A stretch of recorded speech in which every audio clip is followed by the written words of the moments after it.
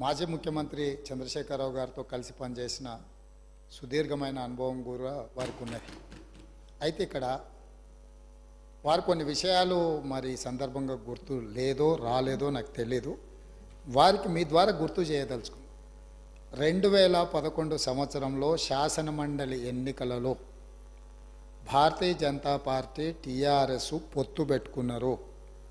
ఆనాడు ఇదే సభలో ఉన్న ఈరోజు కేంద్ర మంత్రి బీజేపీ అధ్యక్షుడు కిషన్ రెడ్డి గారు, ఎండెల లక్ష్మీనారాయణ గారు ఇద్దరు శాసనసభ్యులు బీజేపీ నుంచి టీఆర్ఎస్ అభ్యర్థికి అధికారికంగా ఓట్లేసిండ్రు. ఒకటి. రెండవది, ఆనాడు ముగ్గురు టీఆర్ఎస్ ఎమ్మెల్యేలు కిరణ్ కుమార్ రెడ్డి గారికి ఓటేసిండ్రు. ఆ ముగ్గురు ఎవరంటే ఏనుగు రవీందర్ రెడ్డి గారు, కావేటి సమ్మయ్య గారు, కల్వకుంట్ల విద్యాసాగర్ రావు గారు. ఆ ముగ్గురు టీఆర్ఎస్ అభ్యర్థికి ఓటేయకుండా కిరణ్ కుమార్ రెడ్డి గారికి మద్దతు ఇచ్చినందుకు చంద్రశేఖరరావు గారు వారిని పార్టీ నుంచి బహిష్కరించడం జరిగింది.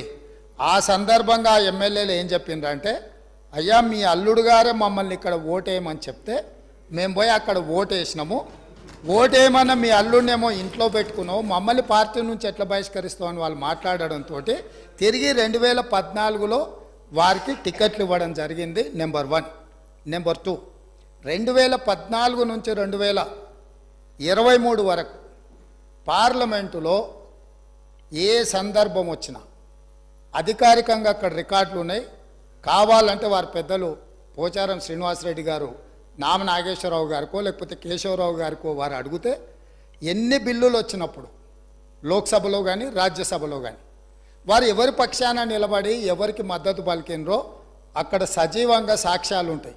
3 తలాక్ కావచ్చు, 370 ఆర్టికల్ కావచ్చు, రైతు వ్యతిరేక నల్ల చట్టాలు కావచ్చు, జిఎస్టీ కావచ్చు, నోట్ల రద్దు కావచ్చు, ఇట్లా చెప్పుకుంటూ వెళ్తే కొన్ని వందల బిల్లులు లోక్సభలో రాజ్యసభలో వచ్చినప్పుడు టీఆర్ఎస్ పార్టీ స్పష్టంగా ఒక సందర్భంలో రాజ్యసభ సభ్యుడు అక్కడ బిల్లు ఉన్నదంటే ప్రత్యేకమైన విమానం వేసుకొని పోయి మోడీ గారికి అనుకూలంగా ఓటేయడం జరిగింది. Bharatiya Janata party, BRS, BJP ఒకే రకమైన ఆలోచన విధానంతో గత 10 సంవత్సరాలు ప్రభుత్వాలను కలిసి నడుపుకున్నారు. వాళ్ళిద్దరు కలిసి చర్చించుకున్నారు.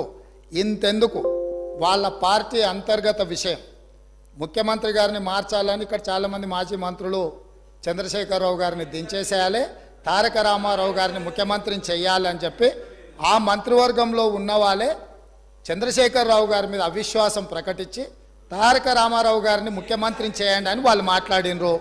వాళ్ళందరూ ఒత్తిడి తట్టుకోలేక చంద్రశేఖరరావు గారు వెళ్ళి నరేంద్ర మోడీ ప్రధానమంత్రిని కలిసి నేను అక్కడి నుంచి మా వాళ్ళు తప్పుకోమంటుండ్రు, తప్పుకుంటా తారక రామారావు గారిని తెలంగాణ రాష్ట్రానికి ముఖ్యమంత్రిని చేస్తా, మీరు నాకు అనుమతి ఇవ్వమని అడిగినరని, నేను వారసత్వ రాజకీయాలు లేకపోతే రాచరికాలను నేను సమర్థించను, నేను వ్యతిరేకిస్తున్నా, అది ఎలా సాధ్యమో అని నేను చంద్రశేఖరరావును నిలదీసినని భారత ప్రధానమంత్రి తెలంగాణ రాష్ట్రానికి వచ్చినప్పుడు స్పష్టంగా ప్రకటన చేసిండు.